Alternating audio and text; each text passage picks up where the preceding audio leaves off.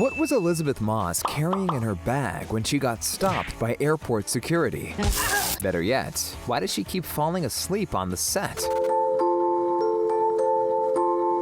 And how did Anne Dowds instill fear in her co-stars? Hi, I'm Clive, and you're watching OSSA Movies. Who's keeping secrets? If there's one thing Serena Joy loves more than anything, it's the finer things in life. That's why her crib is decorated with original Monet paintings that she probably obtained through nefarious means. She also fancies herself as an artist, as evidenced by her exquisite watercolor paintings. But just who is responsible for creating the eye-catching paintings we see in the show? According to Yvonne Strahovski, it's none other than showrunner Bruce Miller. She just can't prove it. I do believe that he is the one painting these sneaky watercolors, but don't quote me on that. We're on to you, Brucey boy, you talented scoundrel. Then again, maybe Bruce just doesn't want to be in the spotlight because he wants all of the attention to be on his talented colleagues. That said, being part of one of the most popular shows around doesn't necessarily guarantee fame and recognition. That's nice. The downside of winning a Golden Globe. After winning a Golden Globe for her powerful performance in The Handmaid's Tale, she had to take a flight.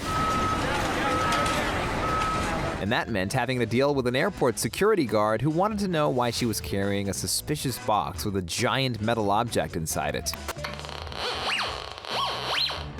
Fortunately, the security fella was much nicer than the totalitarian overlords of Gilead. You are the misery of all men. But the airport exchange was still pretty awkward for Elisabeth. Here she is talking about the ordeal in an interview with Ellen DeGeneres. What is this for? And I was like, it's an award for Best Actress. And he just looked, I mean, I'm sure they see it all. And he was just like, cool, congrats. Elisabeth also claimed that he might have assumed she was carrying a risque item that just had to be exposed. He didn't ask you what show? No, he didn't care. He didn't care? I think he was just happy it wasn't like a sex toy or something. Yeah. That could have been embarrassing, but I bet everyone would have had a big laugh about it afterwards.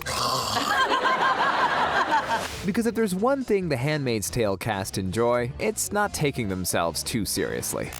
Dancing. Fascist politics, religious extremism, enslaved women, and general barbarity are at the heart of The Handmaid's Tale. But life ain't so doom and gloom behind the scenes. The cast and crew are actually a jovial bunch, and they keep the mood upbeat with well-choreographed dance routines that would give the Spice Girls a run for their money.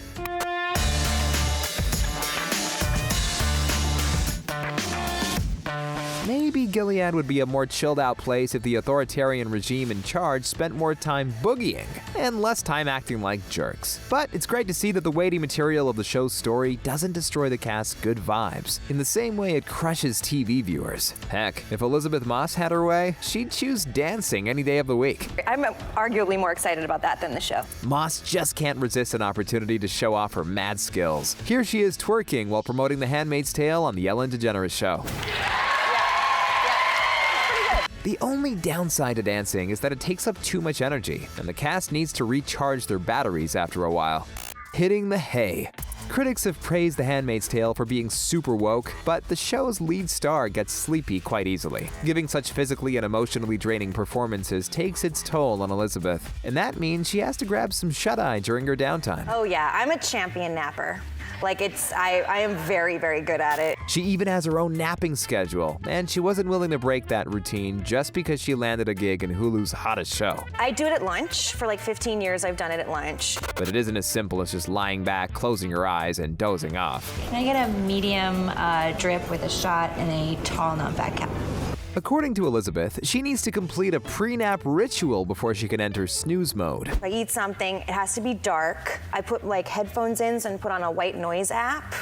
And then there needs to be caffeine immediately upon waking up. After she's had her coffee, Elisabeth has enough energy to put her gown back on and have June stick it to the patriarchy for our entertainment.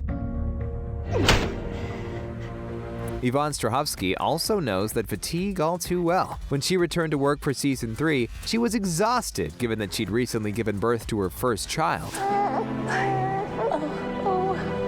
Yvonne got right back on the saddle and returned to work immediately, but it was an ill-advised idea if there ever was one. In an interview with Glamour, she admitted that the shoot was one of the most challenging experiences of her entire life. Coming back to work with a newborn and all the sleep deprivation that comes with that, plus I was breastfeeding, and then knowing that I was going to be hit pretty hard with my scene work because they have backed it all up. On the bright side, at least Yvonne didn't show up to work shaking in her boots. The same can't be said for some of her co-stars. Fearing Aunt Lydia. From The Leftovers to The Handmaid's Tale, Anne Dowds' terrifying performances have established herself as someone you don't want to mess with. Maybe that's why some of her colleagues are genuinely afraid of her. While the main cast knows that Anne is a big softie at heart, the extras are nervous around the veteran actress. That's because Anne isn't one to break character around the newcomers until the job is done, simply because she likes messing with them. But to watch these women, the fear that you instilled in them was amazing. Anne has been open about her fondness for scaring the rookies as well. She even remembers one specific incident in which she gave one poor unsuspecting soul the heebie-jeebies. And I'm not talking about Elisabeth Moss, who was probably napping elsewhere. She started to fall asleep. I thought, oh no. This will not occur. So how did Anne deal with the sleepy head exactly? She channeled her inner Aunt Lydia. That's how. So I went over and I said from across the room, you, in the yellow, the sweater. And she was going, and just blinking like, is this happening? Is this happening? I thought it was so fun. However, Anne had another agenda that was more well-intentioned than messing with the youngbloods on the set. The girls have always been my concern. Most of these actors were still inexperienced at the time, and Anne wanted to keep them invested in the emotional stakes of the scenes in question. So she threatened to kick their butts between takes. If Lydia's talking to you and you're going like this, it's over. Yeah. You're gonna get slapped. It's gonna happen.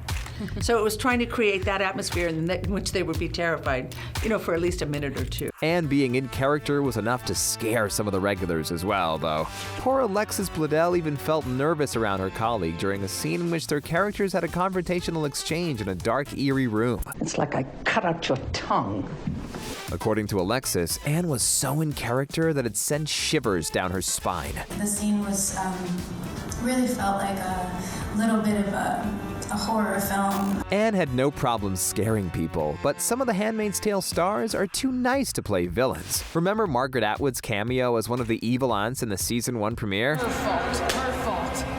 The Handmaid's Tale author certainly made quite the hard-hitting impression on Elisabeth Moss, but she immediately regretted slapping her buddy. In an interview with RTE Radio 1, Margaret recalled having to do 4 takes because she didn't want to hurt the poor lass. It's an odd sensation to have your leading lady turn around and say to you, "Hit me harder." You're cruel. It seems that the cast gets a kick out of unleashing their dark sides from time to time, which is probably why they're all so good at playing their characters. If you like this video, be sure to leave a comment and check out our deep dive into The Handmaid's Tale's hidden details.